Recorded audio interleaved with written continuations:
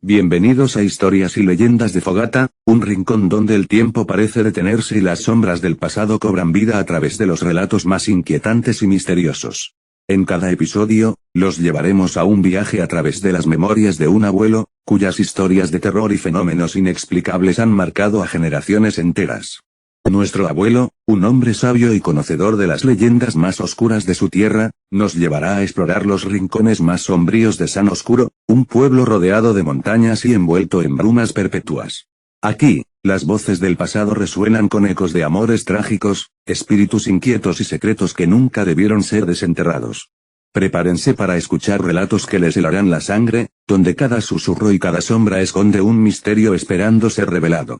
En estas historias, la frontera entre lo real y lo sobrenatural se desvanece, y descubrirán que a veces, la verdad es más aterradora que la ficción.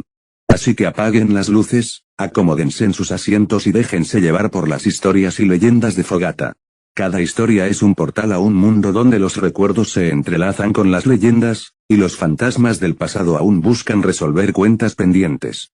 Esto es Historias y Leyendas de Fogata.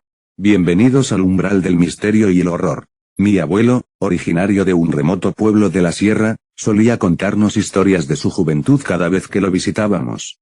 Entre esas historias, una me ha perseguido desde entonces, sobrecogiendo cada rincón de mi memoria. Hace muchos años, en ese pueblo enclavado entre montañas y brumas perpetuas de la sierra, vivía una mujer de belleza inigualable, conocida como Isabel. Isabel era famosa por su coquetería y por ser el objeto de deseo de muchos pretendientes. Entre ellos, un joven llamado Alejandro logró capturar su corazón, pero su amor estaba marcado por una serie de pruebas que él debía superar para demostrar su devoción. Una tarde, mientras paseaban cerca del barranco de las sombras, que se cernía ominoso a las afueras del pueblo, Isabel, en un acto impulsivo, desprendió de su cabeza una diadema que Alejandro le había regalado y la arrojó al abismo. Entre risas crueles, le pidió que descendiera al fondo para recuperarla, como prueba de su amor.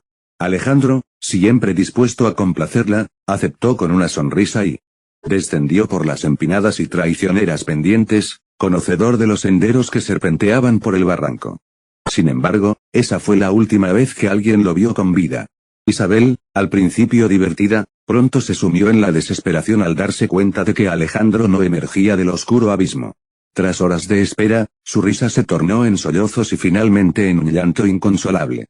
Desesperada, buscó la ayuda de un anciano brujo del pueblo, conocido como Don Ezequiel, quien era temido por su capacidad para cambiar de piel y comunicarse con los espíritus del más allá. Don Ezequiel, tras escuchar su relato, le indicó que debía ir al barranco la noche siguiente, bajo la luz de la luna llena, y allí encontraría la respuesta a su desdicha. Isabel obedeció, caminando sola en la oscuridad hacia el lugar donde había perdido a su amado. Nadie volvió a verla después de aquella noche. Las malas lenguas dicen que al asomarse al barranco bajo la luz de la luna llena, la vieron descender lentamente hacia la oscuridad, como si unas manos invisibles la arrastraran. Desde entonces, los aldeanos murmuran que en las noches de luna llena, los espíritus de Isabel y Alejandro aparecen en el barranco de las sombras, atrayendo con sus voces a aquellos que se aventuran demasiado cerca. Susurran nombres al viento, seduciendo a los incautos para que se acerquen al precipicio, donde los enamorados eternos buscan compañía en su solitaria condena. Los testigos afirman haber visto sombras flotando sobre el barranco, y algunos incluso aseguran haber sentido manos frías que los empujaban al borde. Una noche, un grupo de jóvenes decidió desafiar la leyenda y acercarse al barranco.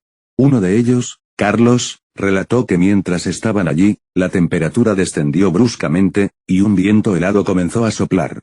De repente, escucharon risas y llantos entremezclados, y vieron cómo figuras espectrales emergían del abismo, extendiendo sus manos huesudas hacia ellos. Carlos juró que una de esas figuras intentó arrastrarlo al vacío, y solo la rápida intervención de sus amigos le salvó la vida. Mi madre, María, siempre me advirtió sobre pasar cerca del barranco cuando la luna brillara en el cielo. Ella misma, una noche que regresaba tarde y la luna llena colgaba baja en el cielo, juró haber escuchado su nombre susurrado entre los árboles, un susurro helado que la llevó a apresurar el paso, con el corazón latiendo en un frenesí de terror. También relató haber visto la figura de una mujer, de largos cabellos negros y ojos vacíos que la seguía a la distancia, deslizándose silenciosamente entre las sombras. Un día, decidí investigar más sobre esta historia. Encontré un viejo diario en el ático de mi abuelo, cubierto de polvo y telarañas. Al abrirlo, descubrí que pertenecía a don Ezequiel. Sus páginas estaban llenas de escritos en un lenguaje antiguo y dibujos perturbadores.